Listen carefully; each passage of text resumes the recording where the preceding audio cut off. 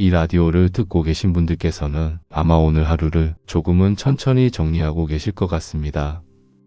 하루 동안 쌓였던 이야기들과 숫자들, 계속 흘러들어오던 뉴스에서 잠시 거리를 두는 시간일지도 모르겠습니다. 이런 때에는 무언가를 결론 내리기보다는 한 가지 질문을 가볍게 곁에 두는 편이 오히려 편안할 때가 있습니다. 오늘 함께 생각해보고 싶은 질문은 이것입니다. 비트코인은 결국 주류가 될 수 있을까요? 이 질문은 지금 사야 할지 말아야 할지를 묻는 질문은 아닙니다. 얼마까지 오를지를 예측하는 질문도 아닙니다. 이 질문은 앞으로 우리가 살아갈 시간 속에서 어떤 자산이 끝까지 남아있을 것인가에 대한 조용한 물음에 가깝습니다. 결론부터 말씀드리자면 비트코인의 주류화 가능성은 상당히 높다고 생각합니다. 다만 우리가 흔히 상상하는 방식의 주류화는 아닐 수 있습니다. 많은 분들이 주류라는 말을 들으면 모두가 쓰고 모두가 사고 모두가 인정하는 모습을 떠올립니다. 하지만 역사 속에서 주류가 된 자산들은 항상 그런 모습이 아니었습니다. 주류란 사랑받는 상태가 아니라 필요해지는 상태에 가깝습니다. 그 존재를 좋아하든 싫어하든 결정을 내릴 때 반드시 고려해야 하는 위치, 바로 그 지점이 주류입니다. 이 흐름을 이해하려면 반드시 한 자산을 다시 떠올려야 합니다. 바로 금입니다. 지금의 시선으로 보면 금은 너무나 당연한 자산처럼 보입니다. 가치 저장 수단, 위기 대응 자산, 중앙은행이 보유하는 최후의 담보. 하지만 금이 이런 위치에 오기까지의 과정은 결코 매끄럽지 않았습니다. 금은 오랫동안 불편한 자산이었습니다.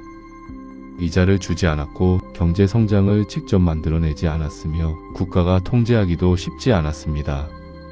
그래서 금은 반복해서 밀려났습니다.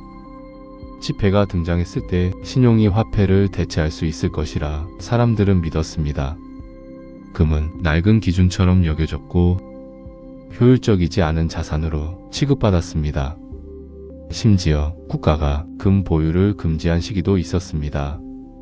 하지만 그때마다 금은 사라지지 않았습니다. 왜냐하면 금은 시스템 안에 있지 않았기 때문입니다. 시스템이 흔들릴 때마다 시스템 바깥에 있던 자산은 다시 불려나왔습니다. 비트코인은 바로 이 지점에서 금과 정확히 겹칩니다. 비트코인은 시스템의 효율을 높이기 위해 만들어진 자산이 아닙니다. 성장을 가속하기 위한 도구도 아닙니다. 비트코인은 시스템이 흔들릴 때 기준이 무너지지 않도록 하기 위해 존재하는 자산에 가깝습니다. 그래서 평온한 시기에는 항상 과해 보입니다. 쓸모없어 보이고 불편해 보이며 굳이 필요 없어 보입니다. 하지만 인플레이션이 반복되고 위기가 주기적으로 찾아오는 환경에서는 이런 자산이 서서히 중심으로 이동합니다. 주류화 과정은 항상 이렇습니다. 처음에는 무시당합니다. 그 다음에는 비난받습니다. 그리고 어느 순간 위험하지만 필요하다는 애매한 평가를 받습니다. 바로 지금 비트코인이 서 있는 위치입니다. 이 단계에서 가장 많이 나타나는 현상이 극단적인 가격 변동성입니다. 주류가 되기 전의 자산은 항상 정체성이 흔들립니다. 아직 완전히 편입되지 않았고 완전히 배제되지도 않았기 때문입니다. 이 변동성은 실패의 신호가 아닙니다. 오히려 자산이 자리를 찾아가고 있다는 증거에 가깝습니다. 금도 그랬습니다. 금이 완전히 기준 자산이 되기 전까지 가격은 수없이 요동쳤고 정책에 의해 눌리고 다시 튀어오르기를 반복했습니다. 비트코인 역시 같은 길을 걷고 있습니다. 다만 속도는 훨씬 빠릅니다. 디지털 자산이기 때문이고 글로벌 네트워크 위에 있기 때문입니다. 그리고 앞으로의 경제 환경은 비트코인에게 더 유리하게 작용할 가능성이 큽니다. 미래 위기는 한 번에 터지는 위기보다 천천히 스며드는 위기의 형태일 가능성이 큽니다. 통화 가치는 조용히 낮아지고 구매력은 체감하지 못하는 사이 줄어들며 자산 격차는 점점 벌어지는 구조입니다. 이런 환경에서는 수익률보다 보존이 중요해집니다. 얼마나 빨리 불어나느냐보다 얼마나 오래 버텨주느냐가 기준이 됩니다. 이 지점에서 비트코인은 금과 같은 질문을 받게 됩니다. 이건 없어도 되는 자산인가? 그리고 점점 더 많은 사람들이 이 질문에 쉽게 답하지 못하게 됩니다. 중요한 사실이 하나 있습니다. 주류가 된 자산은 항상 접근이 어려워집니다. 가격 때문만은 아닙니다. 이미 큰 자본과 제도 안에 편입되기 때문입니다. 금이 완전히 제도권 자산이 된 이후 개인이 체감할 수 있는 기회는 확연히 줄어들었습니다.